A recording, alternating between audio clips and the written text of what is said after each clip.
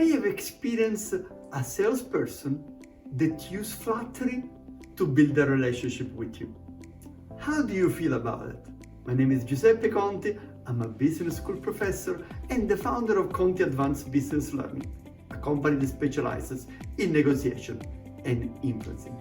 Let me share a difficult truth. We tend to like our flatterers, especially if the flattery is done well. Now, I'm not a big promoter of flattery.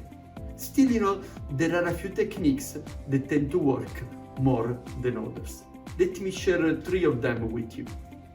The first one, pretend that you are asking for advice. Because as you ask for advice, then you get the person in a more collaborative and positive mood, and also they feel important because they are asking for their advice. Second idea, arguing before agreeing.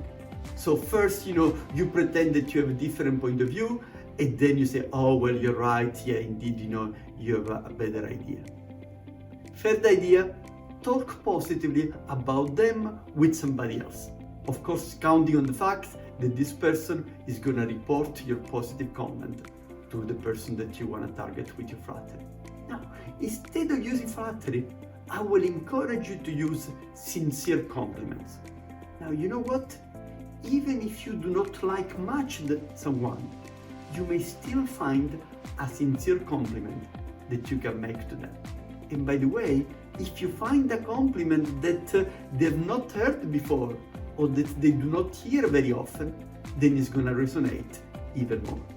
Now, when you make your sincere compliment, I suggest you to use this 3-step methodology. Make your compliment, justify your statement, and then ask a question to learn more. Let's apply. Let's imagine that you want to make a compliment to Donald Trump. Then how could this look like? Make your compliment. Donald, I'm impressed by your influence skills. Justify your statement. You were able to get over 70 million Americans to vote for you, even if you're not a politician. First step, ask a question.